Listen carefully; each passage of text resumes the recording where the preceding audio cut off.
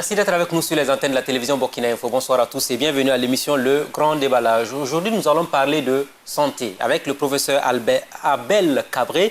Il est le chef de la neurochirurgie de l'hôpital Yalgado Ouedraogo. Professeur, bonsoir à vous. Bonsoir, monsieur. Merci d'avoir accepté l'invitation de la télévision Burkina Info. Alors, comment va le professeur Cabré? Très bien.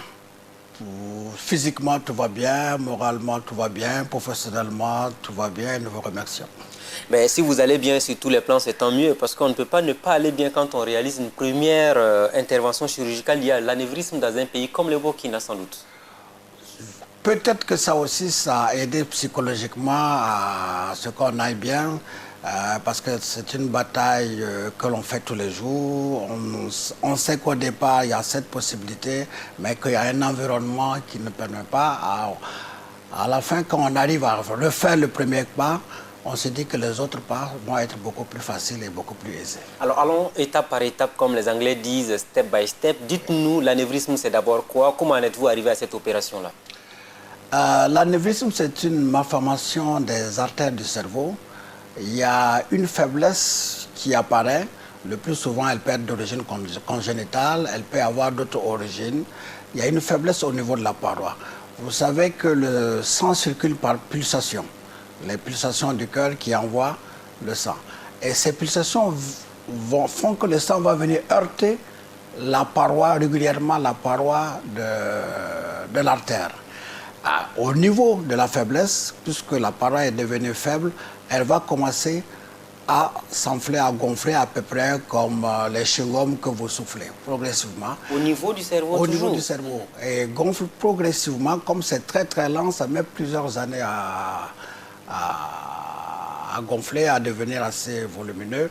Et à un certain moment, quand la paroi est très tendue et très mince, il y a une petite pulsation qui arrive et qui la fait éclater.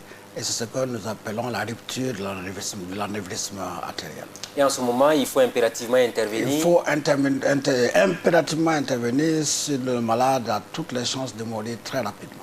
Alors, de façon générale, on dit que toucher à la tête de quelqu'un, quelle que soit la nature de l'opération, c'est très risqué.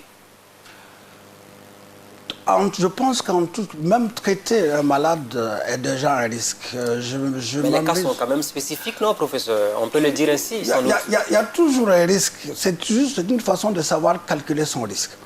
Avant de toucher la tête de quelqu'un, vous calculez toujours, bon, si je ne le fais pas, que risque mon malade? C'est le premier temps. Vous avez fait votre diagnostic, vous dites quelles sont les différentes méthodes thérapeutiques que j'ai.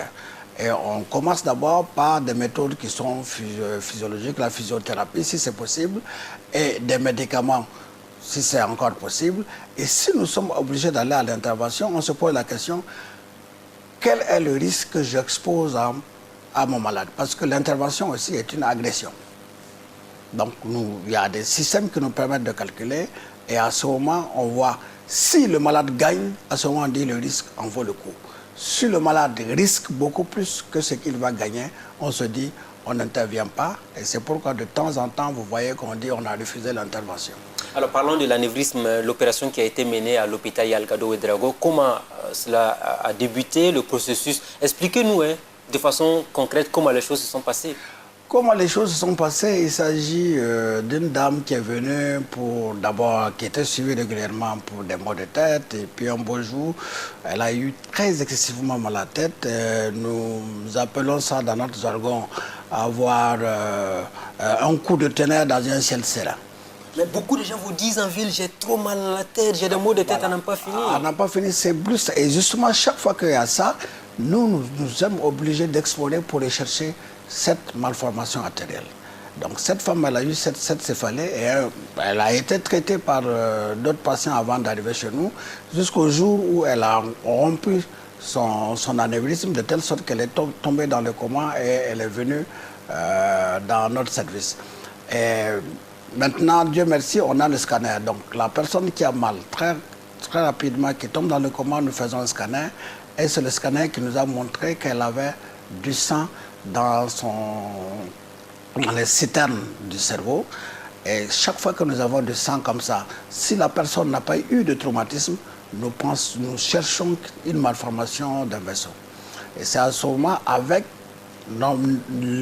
L'examen idéal pour chercher l'anévrisme, c'est une artériographie que nous n'avons pas actuellement. Mais Dieu merci, actuellement, nous avons l'angiographie. L'angioscanner beaucoup plus que... Qui ne remplace pas forcément... Qui ne remplace pas. Mais qui nous permet quand même déjà de commencer à faire le diagnostic. Est-ce qu'il n'y a pas des risques d'erreur de diagnostic éventuellement dans l'interprétation des résultats si les appareils ne sont pas les mêmes? Il y a toujours des risques. Il y a toujours des risques, mais il se trouve que nous avons ici des réunions de concertation pluridisciplinaires. Donc vous avez plusieurs personnes qui vont confronter un peu leurs idées, nous discutons, on expose l'image, et tout le monde discute et pense de ce que c'est. Et à ce moment, on arrive à une conclusion qui est collégiale et qui nous permet d'avancer. Et cette bonne dame, elle était dans cette situation-là? Elle était dans cette situation. Et dans un premier temps, parce que ça saignait, l'hémorragie a fait que les voies de circulation normales de son liquide céphalorachidien, c'est le liquide que l'on ponctionne. Lorsque, par exemple, on suspecte que quelqu'un a une méningite, c'est ce liquide que l'on ponctionne, que l'on prend et qu'on analyse pour dire vous avez de la méningite ou voilà. Donc, les voies de circulation normales de ce liquide, parce qu'il y a du sang, vont se boucher. Et elle a présenté donc, comme le liquide ne pouvait plus se circuler normalement, le liquide qui est sécrété tous les jours a commencé à gonfler dans le cerveau. C'est ce que nous appelons une hydrocéphalie. Et nous avons, dans un premier temps, commencé d'abord par résoudre le problème de cette hydrocéphalie. Parce que le crâne est dur. Elle était toujours dans le coma. Hein? Elle était toujours dans le coma. Nous avons dû opérer une première fois pour régler ce problème d'hydrocéphalie. C'est ça qui lui a permis de se réveiller progressivement et d'aller mieux. Et c'est secondairement maintenant que nous avons commencé à nous préparer pour la prendre à froid pour le traitement de la cause de son hémorragie et de son hydrocéphalie, qui est l'anévrisme. Alors est-ce qu'en ce moment-là, il a fallu avoir l'autorisation de la famille? Est-ce que c'était une opération très risquée, de telle sorte qu'on se disait 50% de chance de vivre ou 50% de chance de mourir? Ça, on leur dit. On l'a dit, mais ils le comprennent une fois qu'ils ont vécu ce qui se passe, parce qu'ils ont été traumatisés très souvent par le malade qui a été dans le coma et qui s'est réveillé. Ils sont prêts à prendre le risque. Et il y a un autre phénomène qui est beaucoup plus métaphysique, c'est que la confiance s'établit. C'est vrai qu'en médecine, quand vous n'avez pas confiance à votre médecin, vous n'êtes pas prêt à prendre de risques avec lui. Donc au fur et à mesure que nous avons été avec la famille, il y a eu une confiance qui s'est établie. Et donc ils étaient d'accord pour que nous puissions partir au traitement essentiel, parce que nous avons dit un anévrisme qui saigne ressaignera. Et là, le deuxième saignement a beaucoup plus de chances d'emporter le malade. Il fallait impérativement limiter les dégâts, comme on dit.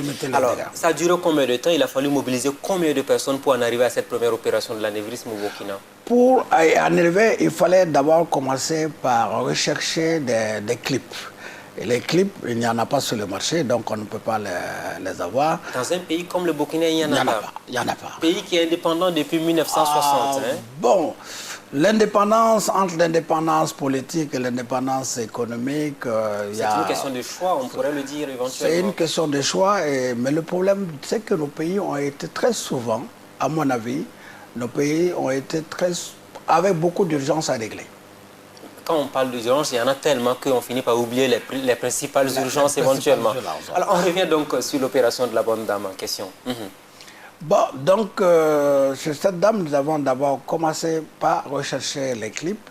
Et, Dieu merci, nous travaillons en collaboration avec un hôpital français, qui est l'hôpital de Clermont-Ferrand, avec lequel nous avions un jumelage. Et nous travaillons en collaboration particulièrement avec le chef de service, qui est le professeur Eltoum, qui a l'habitude de venir ici depuis 10 ans, tous les ans. Nous sélectionnons des malades dont nous n'avons pas les moyens de les opérer. Nous lui envoyons les images, il prépare le matériel et il vient pour que nous puissions réaliser ce matériel. Donc il faut chaque fois attendre qu'on amène du matériel de l'étranger pour venir opérer des Burkinabés? Quelquefois. Et très souvent? Et très souvent. Mais je pense que les choses vont peut-être évoluer petit à petit, peut-être à 4. Voilà. Donc pour la bonne dame, il a fallu combien de personnes? Ça a duré combien de temps l'opération et tout ça? Bon, c'est une opération qui a duré, en gros, nous avons commencé à 8 heures, on a fini vers 16h, 17h. Donc en gros 8 heures de temps. 8 heures de temps qu'il a fallu pour faire l'intervention. Au bloc opératoire, nous n'avions pas moins d'une quinzaine à 20 personnes pour surveiller, manipuler les différents appareils, parce qu'il y a différents appareils qu'il faut manipuler. Et c'est comme ça que nous avons pu l'opérer. Et après les 8 heures d'opération? Après les 8 heures d'opération, le malade est conduit en réanimation où il est gardé toujours en respiration artificielle jusqu'à ce que progressivement nous testions pour voir s'il peut respirer tout seul. Et heureusement pour elle, tout s'est bien passé. Dès le lendemain, elle avait tout récupéré. Et après, vous vous êtes dit quoi finalement? Ouf, de soulagement, parce que ce n'était pas gagné au début. Quel est le sentiment qu'on a après avoir réalisé une telle prouesse médicale, on pourrait le dire dans notre pays? C'est sûr qu'on a d'abord un premier sentiment, c'est de soulagement. Parce que c'est une intervention qui est difficile et qu'il y a beaucoup de complications qui peuvent arriver en périopératoire. Pendant que vous êtes en train de vouloir réduire cette malformation, elle peut péter pendant que vous opérez. Donc il y a un grand stress à ce moment. Déjà le fait d'avoir pu mettre ce clip, vous vous sentez complètement libéré. Et après le lendemain, lorsque vous voyez votre malade qui se réveille, qui n'a pas de complications et que tout va bien, il y a une satisfaction, il y a un plaisir, il y a une fierté d'avoir pu réaliser ça et de pouvoir dire, je pourrais dire aux autres que dans mon pays aussi ça se fait. Et la famille, quel a été finalement son comportement vers vous après avoir réussi cette opération? Bon, c'est de la reconnaissance qu'ils disent. Moi, je leur dis souvent, ce n'est pas à nous que vous devez être reconnaissants. Ben, nous avons travaillé ensemble. Vous auriez pu nous dire, on ne veut pas. Parce qu'il y a des familles qui disent, non, je veux aller me faire opérer ailleurs. Donc, parce qu'on a souvent posé la question de savoir est-ce qu'on a les mêmes compétences au Burkina, est-ce qu'on a les médecins, les professeurs comme vous qui peuvent faire ces opérations-là quand on abandonne et puis peut-être pour aller faire des opérations à l'étranger et tout ça? Donc, très souvent, je peux vous raconter, ce n'est pas une anecdote, c'est quelque chose qu'on a vécu. Alors, on a été ici, il y a un malade qui dit, oui, je veux me faire opérer ailleurs. Il a les moyens de se faire opérer. Le malade a le droit de choisir. Quelle maladie, par exemple? Hein? C'était une tumeur du cerveau. Il a le droit de choisir son médecin. Ça fait partie de notre déontologie. Quand le médecin dit « je veux être opéré par un tel médecin », vous avez le devoir, le malade le dit, vous avez le devoir de le laisser partir. Donc ce malade a demandé à être opéré ailleurs. J'ai eu à accompagner ce malade pour aller à son ailleurs. Et chaque fois que j'accompagne un malade, je demande toujours à mon collègue de pouvoir assister à l'intervention, non pas forcément que je sois habillé, au moins pour voir comment les choses se passent. Ce collègue a accepté que je rentre au bloc opératoire, nous nous sommes habillés. Au bout du compte, il est sorti parce qu'il y avait quelque chose qu'il devait aller gérer. Et toute l'intervention, je l'ai faite toute seule. Tout seul. Et ce malade n'a pas su que c'était moi qui l'avais opéré là-bas. Et c'était hors du Burkina Faso? C'était hors du Burkina. Et après, vous avez eu un sentiment de frustration? Pas par rapport à ce malade. Oui, par rapport à tout ce qui s'est passé. Par rapport, il y a sûrement un sentiment de frustration, que ce malade n'ait pas eu confiance en moi, mais que mon collègue a confiance en moi et me laisse faire le travail. C'est pas simple ces moments à vivre sans doute, hein? Bon, ça fait partie du travail. Et si on revenait sur le cas encore de cet anévrisme-là, est-ce que cette bonne dame-là vous rassurait, sa famille, toutes les personnes qui nous regardent actuellement, qu'elle pourrait vivre normalement sans problème parce qu'elle vient d'être sauvée définitivement, peut-être pour toujours? En ce qui concerne son anévrisme, je peux donner toutes les garanties. Maintenant, je ne peux pas lui dire qu'elle n'aura plus d'autres problèmes. Mais pour ce qui est de cette maladie... Pour cette maladie, ça c'est réglé. Elle avait 2 anévrismes, tous les 2 qui ont été clippés et très bien clippés, qui ont été vérifiés et les choses doivent bien se passer. Et si je vous posais la question de savoir est-ce qu'on a du matériel au Burkina pour opérer l'anévrisme? On a le minimum de base qui nous permet d'opérer. Mais pas le maximum ou bien Non, pas le maximum. Il faut toujours un minimum. On n'a pas le maximum. Quand je vous ai dit, par exemple, qu'on avait besoin de clips, le clip, c'est un peu comme un consommable. C'est ce qui nous permet, c'est à peu près comme une bague qui nous permet d'aller obstruer la malformation qui est blanchie sur l'anévrisme. C'est du consommable.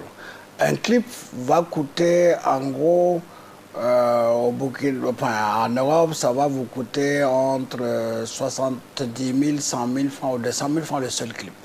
Et vous devez avoir un jeu en y allant. Vous pouvez avoir à utiliser 2, 3 ou 4 clips. Mais on n'en a pas au Burkina? On n'en a pas. 70 000 à 80 000 et on n'en a pas au Burkina? On n'en a pas. Mais vous savez, ceux qui importent le matériel, ils l'importent aussi pour des raisons économiques. Si vous l'amenez et qu'il n'est pas consommé immédiatement, économiquement, ça ne marche pas. Donc c'est un peu l'État qui doit pouvoir le faire. C'est un peu l'État qui doit pouvoir s'organiser pour disponibiliser ce genre de matériel. Alors, si on parle toujours de cette opération, est-ce qu'il y a aujourd'hui des craintes à avoir au niveau des citoyens burkinabés pour ceux qui ont régulièrement des maux de tête et autres? Pour ceux qui ont régulièrement des maux de tête, nous les invitons fortement à venir consulter. S'ils consultent, soit ils consultent leur cardiologue, soit ils consultent leur neurologue, soit ils viennent voir le neurochirurgien. Et nous allons faire le bilan pour éliminer une malformation vasculaire telle qu'un anévrisme. Nous en voyons de plus en plus. Avant, on disait que c'était des maladies qui n'existaient pas dans nos régions. Mais du jour au lendemain, la personne se retrouve à prendre 2 ou 3 comprimés. On se dit c'est passé, demain encore, on retombe dans la même situation. C'est exactement. Bon, il y a des gens qui disent, bon, les maux de tête, c'est ma maladie.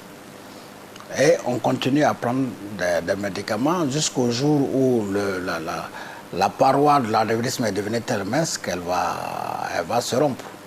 Donc pour vous, le conseil pratique est que quand on a des maux de tête 1 fois, 2 fois, il faut aller en consultation. Il faut consulter toujours pour que votre médecin vous dise pourquoi vous avez des maux de tête. Si vous avez régulièrement des maux de tête, toujours consulter, qu'on puisse déterminer quelle est la cause de vos maux de tête. Certains vous disent qu'ils sont hypertendus, donc cela s'explique naturellement qu'ils aient des maux de tête de façon continue. Les hypertendus ont aussi une tendance à faire des anévrismes. Donc, c'est pourquoi il faut toujours consulter, parce que si vous voyez, c'est toujours après une hémorragie cérébrale, c'est pourquoi on parle d'AVC, accident vasculaire cérébral. On en parlait. Voilà, et donc c'est ça qui va permettre à peut-être à votre neurologue ou à un cardiologue de penser, de rechercher la malformation. On ne se contente pas de dire j'ai juste ma céphalée. On vous a mis un traitement et si le traitement ne marche pas, vous avez intérêt à reconsulter pour que soit on recorrige votre traitement parce qu'il n'est pas adapté, soit on recherche une autre cause. Alors on parle des AVC à présent, il y a une grosse campagne qui s'est naturellement imposée à l'opinion nationale et même internationale. Les AVC sont devenus un problème de santé publique aujourd'hui. Il n'y a plus d'âge pour avoir un AVC. Non. Il y a pour différentes raisons, parce qu'il y a peut-être bon, nous allons laisser tomber les causes congénitales qui ne sont pas maniables, mais c'est qu'aujourd'hui, nous avons tous pris l'habitude de mal manger, on ne fait plus de sport, et du coup, il y a forcément des maladies telles que l'athérosclérose qui s'installent et qui amènent des complications. Mal manger, vous faites allusion à quoi éventuellement? Non, nous avons... tout le monde actuellement, on mange, tout le monde va prendre son sandwich. Quand vous prenez le sandwich Shawara, vous avez beaucoup de beurre. Et vous ne savez même pas la qualité de beurre dans laquelle ça a été préparé. Quand vous faites votre riz et qu'il n'y a pas beaucoup d'huile, on dit que c'est parce que vous êtes pauvre que vous n'avez pas voulu mettre beaucoup d'huile. Or, ce sont des causes qui entraînent l'athérosclérose. On ne fait plus de sport. Or, le sport permet à l'organisme de brûler les graisses qu'il y a et de vous maintenir en forme. Donc, avec tout ça, vous avez toutes les raisons de vous le faire. Certains évoquent également l'utilisation abusive, on le dirait ainsi, donc des cubes magiques et autres bouillons qui sont un problème de santé publique aussi. Ça fait partie de la malbouffe. Parce que dans les cubes magiques, on parle du goût. Donc, il faut mettre au maximum des choses pour avoir le goût. Maintenant, ce qu'il y a derrière, on ne vous en parle pas. Et vous, en tant que professeur, vous conseillez de ne pas en manger? Si vous êtes obligé d'en manger, le moins possible, c'est bon. Mais si on peut ne pas en manger, ne mangeons pas. C'est mieux. Alors revenons donc sur les AVC. Comment se fait-il aujourd'hui que quand on a un AVC, soit on en meurt ou à défaut on sort avec des séquelles à jamais pour toujours? Je ne pense pas que c'est aujourd'hui seulement que les choses se passent. Mais au Burkina, de plus en plus, on en a des exemples. Non, beaucoup de personnes qui se retrouvent dans des fauteuils roulants. Il se passe Oui. parce qu'ils ne mouraient pas avant. Avant, ils mouraient et on disait que c'était des sorciers qui l'avaient mangé. Maintenant, quoi qu'on dise, même si nous n'avons pas atteint au niveau de développement, ces gens arrivent quand même à vivre un peu plus longtemps. Et ils gardent des séquelles. Dans la prise en charge des accidents vasculaires, c'est la précocité du traitement. Plus tôt vous prenez en charge votre malade, plus vous avez des chances de ne pas avoir de séquelles. Plus tard vous prenez en charge votre malade, plus vous avez des chances de garder des séquelles. Alors on est tenté de vous demander c'est quand plus tôt, c'est quand plus tard finalement. C'est un nombre d'heures. Ah. C'est un nombre d'heures. Ça veut dire quoi exactement? Est-ce que c'est quelqu'un qui a de violents maux de tête qui finit par tomber? Qu'est-ce qu'on doit faire? Oui. Dès qu'il est tombé, normalement, bon, si nous avions un service qui fait qu'il puisse arriver très rapidement à l'hôpital, le bilan est fait rapidement, il est pris en charge dans les 6 heures et c'est réglé. Or, ici, supposons que quelqu'un est dans son village, il a des maux de tête qui tombent, qu'il arrive au CSPS, que l'infirmier fait ce qu'il peut faire, on va l'envoyer au CMA et avant qu'il arrive à Ouaga, ça fait plusieurs jours, donc c'est déjà définitif. Or que si vous dépassez les 6-12 premières heures, vous avez toutes les chances de garder des séquelles. Alors donc il faut impérativement donc amener la personne vers un centre de santé. Certains moments on dit que si la personne tombe après, il faut le faire tourner à plusieurs reprises. Entre autres, on entend ça dans l'opinion pour éviter qu'il n'ait des problèmes éventuels. Non, il ne faut pas le manipuler, le malade. Sauf s'il est dans une situation où il ne peut pas bien respirer. Au contraire, il ne faut pas le manipuler. Vous le retournez, quand vous le retournez, vous augmentez un tout petit peu la pression artérielle. Donc si c'est un AVC hémorragique, il va saigner un peu plus. Et si c'est un AVC ischémique, vous avez plus de chances de créer un œdème cérébral qui va faire gonfler le cerveau et aggraver l'état de votre malade. Alors, quels sont les grands signes que l'on peut avoir qui préviennent éventuellement que la personne est exposée par exemple à un AVC? Bon, je dis tout le monde est d'abord exposé à un AVC. Ah, même les hypotendus même les hypotendus. Parce qu'on dit que quelqu'un qui est hypotendu est moins exposé que quelqu'un qui est hypertendu. Il est moins exposé, mais encore faut-il qu'il ait une bonne hygiène de vie. Il y en a qui sont hypotendus, mais qui sont naturellement hypotendus. Donc, quand ils ont une petite hausse de tension, ça va avoir des conséquences désastreuses. Donc, l'idéal pour éviter, c'est d'avoir essentiellement une bonne hygiène de vie. Que ce soit avoir des activités physiques, manger bien et équilibré, ne pas trop prendre de graisse, ne pas trop prendre de glucides. Et actuellement, les gens se mettent surtout dans les sauces et autres, on met beaucoup de sel et autres pour donner du goût. Et forcément, le sel va entraîner l'hypertension artérielle. Et ce qui est encore davantage dangereux. Alors, je reviens donc sur ma question, celle que je vous ai posée donc avant que vous nous fassiez ce développement-là. Quels sont les symptômes aujourd'hui qui prouvent que telle personne est exposée à un AVC où il faut commencer à s'inquiéter pour que la personne n'en arrive pas à Les facteurs de risque sont essentiellement l'obésité. Lorsque la personne commence à être très obèse, le tabac, l'alcool, ce sont les principaux facteurs de risque pour se retrouver avec une hypertension artérielle. L'obésité, l'alcoolisme et puis la cigarette, on pourrait le dire ainsi. Voilà. Donc quand vous les prenez énormément, vous êtes exposé éventuellement, même si vous êtes hypotendu.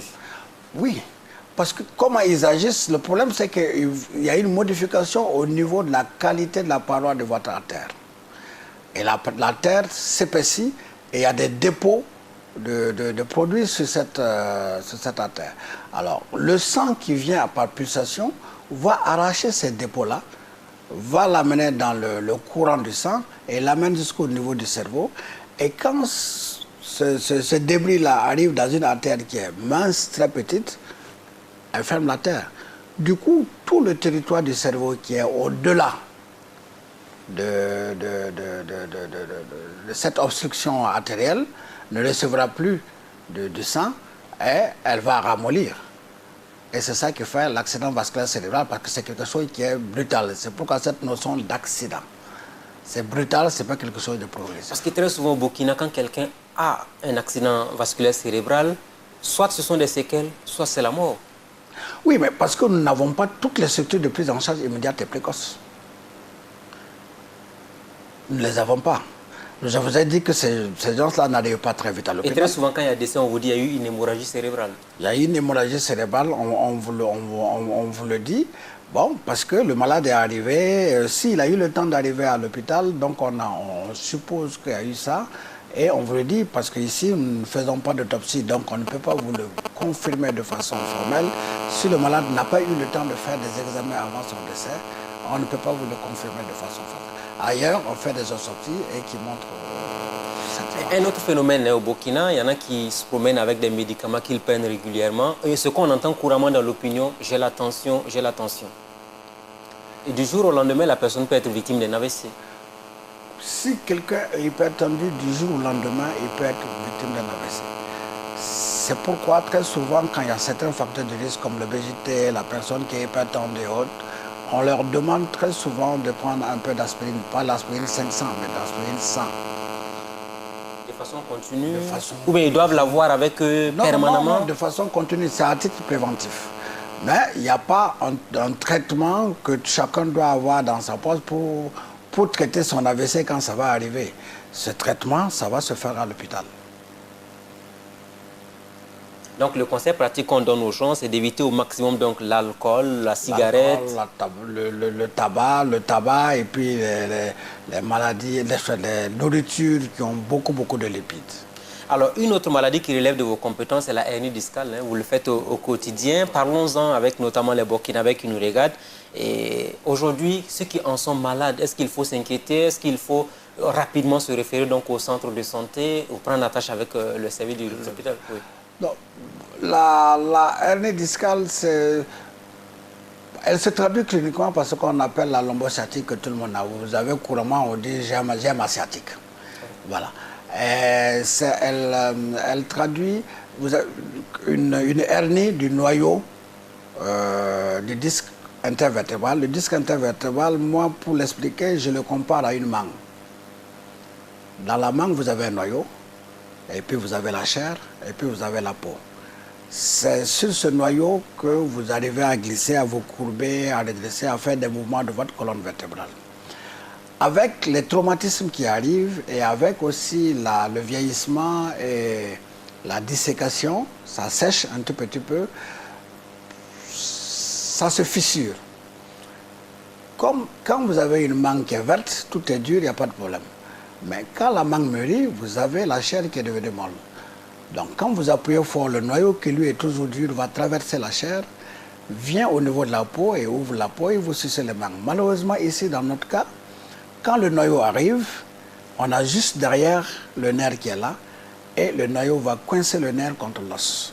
Et c'est ce qui se traduit par cette douleur qu'on appelle rapidement sciatique. C'est une douleur qui quitte la colonne vertébrale, dans la région lombaire le plus souvent, même si vous pouvez l'avoir au niveau de la colonne cervicale et plus rarement au niveau de la colonne thoracique.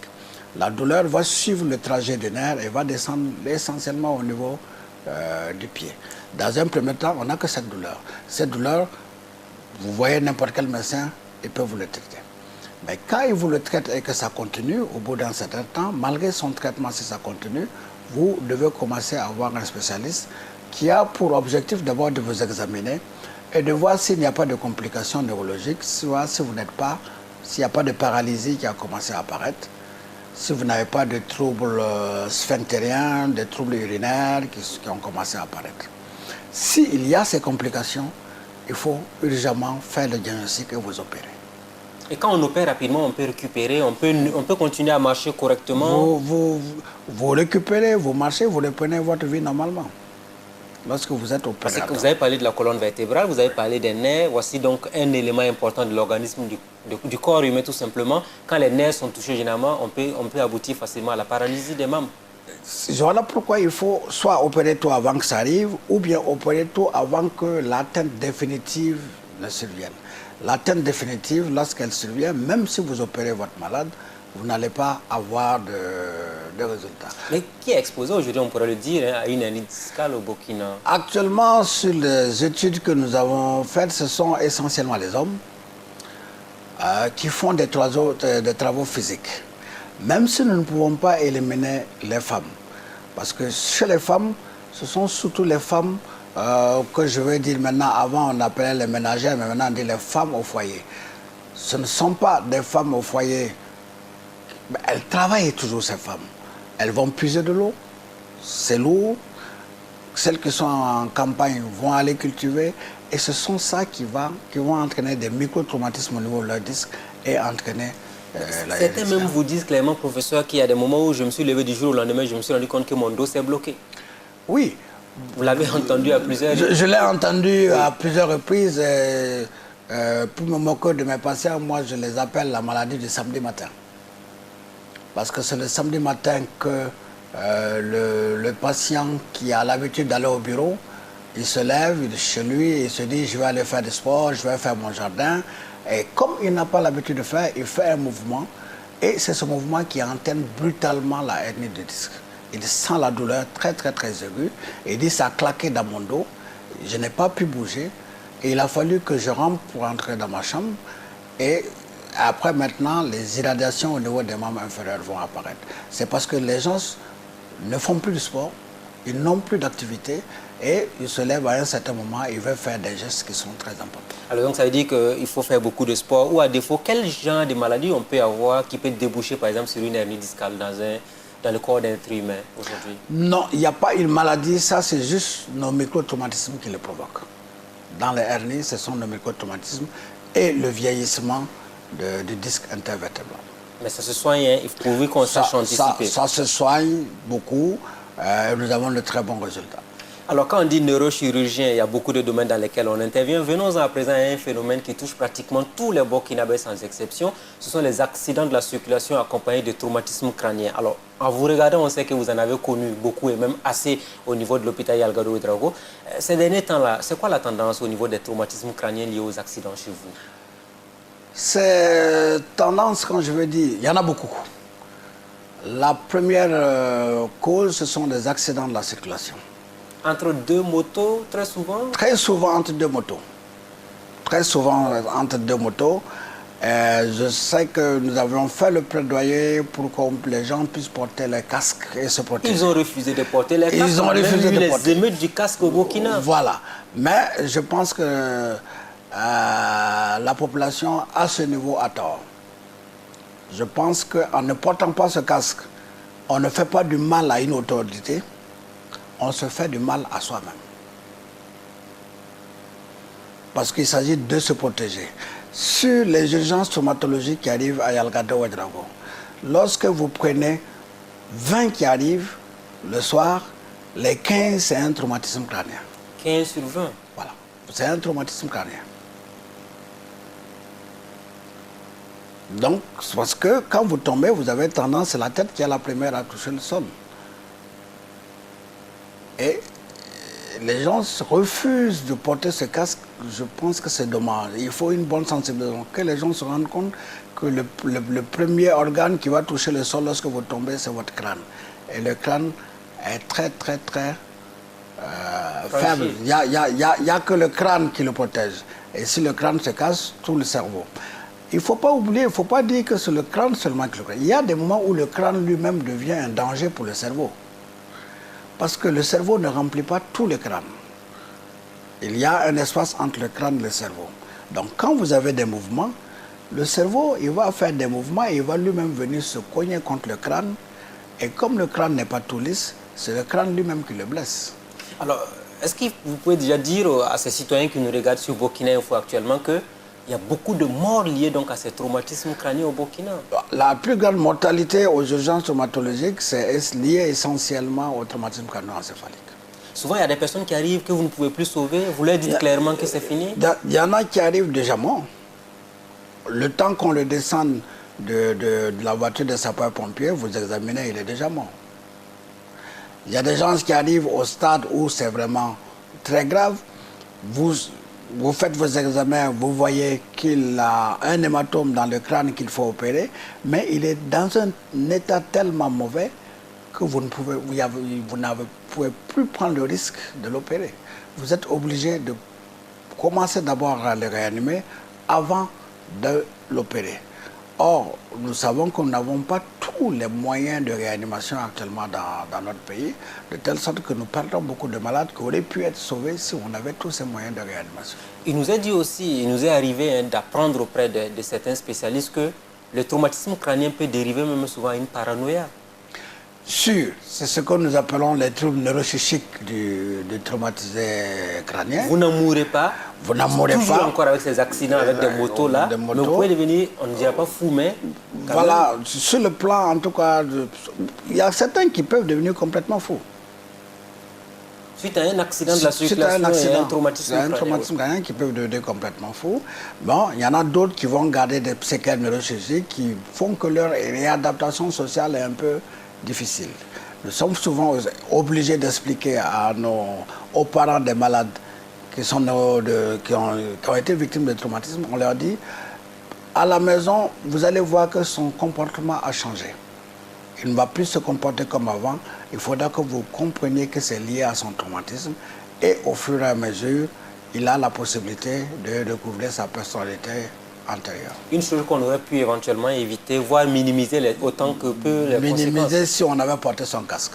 Alors, ça veut dire quoi aujourd'hui? Quand vous voyez les jeunes qui font le rallye, vous dites, voici des jeunes qui sont en train d'aller au tombeau, naturellement. C'est un cimetière à ciel ouvert. Ça, c'est clair. Quand nous voyons des jeunes faire de rallye, très souvent, quand on les voit nous-mêmes, il nous est arrivé d'appeler, bon, il faut attendre parce qu'il y a de la casse qui va venir. On appelle aux urgences pour dire, bon, attendez-vous à ce qu'il y a de la classe qui va venir. Parce que vous êtes sûr que si ces enfants-là tombent avec une telle vitesse, traumatisme crânien impérativement? Il n'y a pas de débat. Il y aura un traumatisme crânien et il y aura un traumatisme de la chaise cervicale. Ils vont se casser, on dit vulgairement, ils vont se casser le cou. Mais il y a une section de la moelle de telle sorte qu'ils restent paralysés des 4 pieds, des 4 membres. Alors donc tous les parents qui regardent cette émission, vous avez un message à leur adresser. Il faut qu'ils payent impérativement les casques pour leurs enfants. Il faut impérativement, si je peux le dire vraiment impérativement, que chaque enfant qui va à l'école ait son casque. Nous avons fait une étude sur le traumatisme crânio-encéphalique de l'enfant. Tous les problèmes qu'il y avait, tous les cas d'accidents qui sont survenus, c'est sur la route de l'école quand on est en campagne, lorsqu'on est en ville, c'est toujours sur la route de l'école. Ils ont fait des accidents, ils sont tombés, ils ont eu des traumatismes crânio-encéphaliques. En campagne, c'est les enfants qui vont à l'école, qui montent sur les arbres pour avoir à manger et qui tombent des arbres. Donc, nous avons fait une conférence en Europe où on leur a dit l'école devient un danger pour l'enfant parce qu'il n'y a pas de bus de transport pour les enfants. Tous les enfants vont à moto ou à vélo et ils sont exposés. Aujourd'hui, l'école devient un danger pour l'enfant qui va à l'école si on ne prend pas. Il est important de signaler que ça va au-delà d'un accident banal parce que vous pouvez perdre votre enfant pour toujours. Soit il ne meurt pas, mais il devient déréglé de telle sorte que il pourrait même être une loque humaine. Il y a combien d'enfants qui ont arrêté d'aller à l'école après un traumatisme crânio-encéphalique? Il y en a pas mal. Et si je dois faire un appel aujourd'hui, c'est pour les parents. Le casque va vous coûter peut-être un peu plus, quelque chose, mais il va vous permettre à votre enfant d'être sain, de vivre pour longtemps et de faire normalement son école. Il y a clairement un élément important à soulever aussi. Beaucoup de gens ont fait des accidents avec des casques et ils s'en sont sortis pratiquement très bien. Faisons de la statistique. Il y en a combien? Ceux qui portent les casques s'en sortent toujours mieux que ceux qui ne portent pas de casque. Toutes les statistiques, aussi bien au Burkina que dans le monde. Lorsque vous portez un casque, vous avez voilà, faut-il en arriver à l'imposition du casque finalement? On a vu les émeutes liées au casque à Ouagadougou, mais il faut revenir peut-être là-dessus.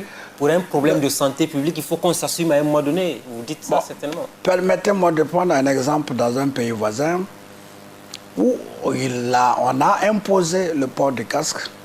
Sur les statistiques de l'hôpital, les accidents de la circulation avec traumatisme cardio-encéphalique ont été divisés par 10.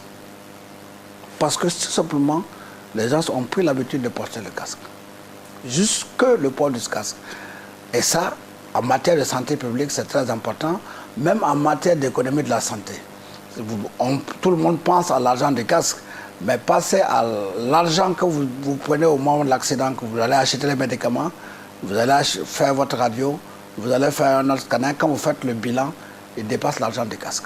Ça peut coûter environ combien tout ça? Il faut qu'on donne les chiffres, peut-être qu'ils peuvent édifier les citoyens. Non, supposons, si vous devez faire un scanner du cerveau va vous faire 40 000 francs. Un casque va vous faire 7 000 francs. Vous voyez déjà la différence? La différence, elle est nette. En tout cas, le casque, il faut naturellement le porter au Burkina. On va évoluer dans l'émission, il ne reste plus beaucoup de temps, professeur. Parlons de la question de la désinfection. Par exemple, Yalgado a fermé sa maternité récemment pour désinfecter parce qu'on n'en pouvait plus. Il y a une grosse inquiétude au Burkina. On dit, on a des médecins comme vous qui opèrent bien, mais on a souvent peur aussi de prendre des infections qui peuvent causer la mort dans nos hôpitaux au Burkina. Oui. Des cafards, pour ne parler que cet exemple. Ça c'est essentiel. Oui. C'est essentiel, c'est un problème d'hygiène.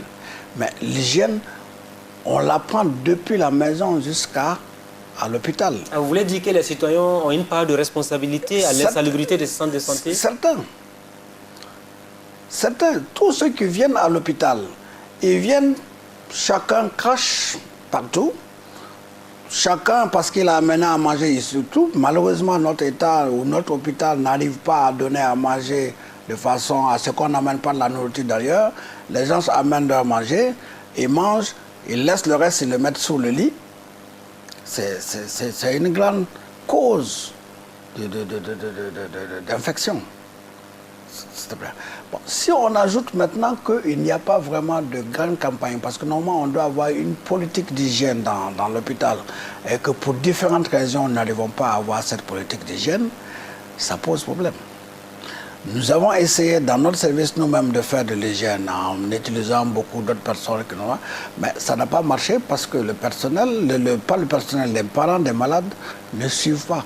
Et vous avez des anecdotes avec des parents des malades qui ne vous écoutent même pas souvent? Ça c'est certain. Ça c'est certain. Une fois, nous nettoyons tout. Dans notre service, au moins une fois par semaine, tout est nettoyé. On demande aux parents à ramasser vos plats pour qu'on nettoie. On a tout nettoyé, on remet en place. Quand vous revenez, c'est de la nourriture d'avant-hier qui est sous le lit que les parents ont réamené. Sans oublier même qu'ils utilisent même les décoctions souvent à l'hôpital et tout ça. Les décoctions, tout le monde, puisque en Afrique, souvent on dit ça, ce n'est pas une maladie de blanc. Donc, des gens viennent avec des décoctions pour lui donner à des malades. Et c'est une catastrophe pour nous. Pour vous, il faut durcir éventuellement les conditions d'accessibilité de nos hôpitaux par les visiteurs, entre autres. Pourquoi ne pas en arriver à cette extrémité? Pourquoi pas? Pour arriver à ça, il faut aussi qu'il y ait en amont, on ait la possibilité de pouvoir gérer le patient. Alors, l'hôpital de Tengango, aujourd'hui, n'importe qui n'amène pas de la nourriture. Peut-être c'est un bon début. Faut-il peut-être raser Yalgado, reconstruire l'hôpital pour dire nous avons un nouvel hôpital avec de nouvelles conditions d'admissibilité de nos patients? Non, pas raser Yalgado, on ne résoudrait pas ce problème parce que les mêmes causes vont produire les mêmes effets. Il faut d'abord donner les moyens à l'hôpital de pouvoir elle-même faire son hygiène. Si vous ne donnez pas ces moyens, il y a aussi une autre chose que nous devons peut-être dire. Tout le monde dit, je vais aller à Yalgado parce que ça coûte moins cher. C'est sûr. Mais ce n'est pas le coût de la prestation qui change, c'est ce que vous payez qui a changé. L'autre partie du coût, qui paye? C'est ça que nous devons voir qui paye. Et c'est peut-être là où l'organisation, je ne sais pas si ça va pouvoir être fait, des assurances puissent être prises en charge et à ce moment, ça marche. S'il y a une assurance universelle pour tout le monde, à ce moment, on pourra résoudre déjà une bonne partie de ces problèmes. Alors, au-delà de l'hygiène, on parle aussi de la qualité des jeunes médecins que vous formez, parce qu'on sait que ce sont vos élèves, vos étudiants qui vont devenir nos futurs médecins à nous tous. Est-ce que la formation aujourd'hui, elle est de qualité? Est-ce que les gens arrivent à apprendre correctement comme il se doit avec toutes les difficultés qu'on a dans nos hôpitaux? De qualité, si nous nous comparons aux autres, nous ne rougissons pas, même si on ne peut pas dire rougir à un noir. Mais vous êtes satisfait apparemment de ce que vous apprenez aux étudiants? On n'est pas satisfait. Mais nous disons que ce n'est pas du rabais que nous faisons. Sur le plan théorique, ils ont la possibilité de le faire. Mais la question du matériel pour l'apprentissage? La question du matériel, c'est ça le gros problème qu'il faut résoudre. Et ça, c'est un peu partout en Afrique. Ça, c'est le matériel, il manque, mais il y a certains pays africains quand même qui se distinguent. On a des Burkinabés qui prennent leur avion pour aller se soigner en Afrique du Nord, par exemple, parce qu'eux, ils ont investi dans les hôpitaux. Ça, c'est un problème de politique nationale. Et peut-être des moyens qui ont été pris. En Afrique du Nord, il y a une politique du tourisme médical qui a été développée. Et ce tourisme médical n'est pas seulement dirigé vers seulement nos pays, mais aussi vers les pays européens, parce que la santé coûte cher en Europe.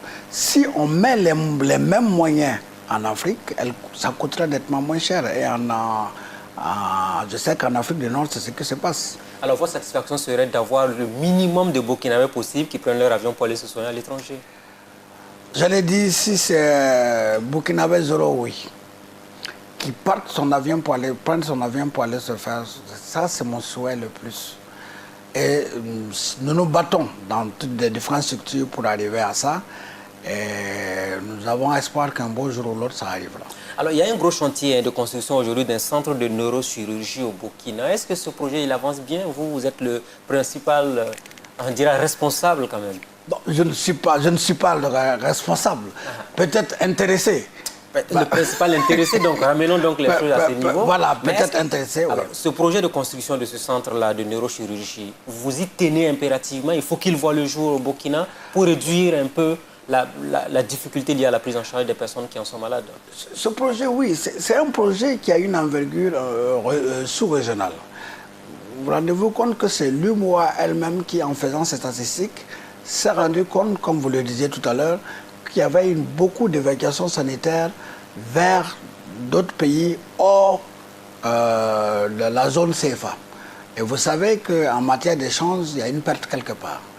Et c'est l'UMOA qui propose de mettre des centres à niveau dans certains pays pour que les autres pays puissent faire leur évacuation dans ces pays afin que le CFA ne se retrouve pas à être dévalué ailleurs. Ça, c'est un problème purement économique que moi, je ne comprends pas.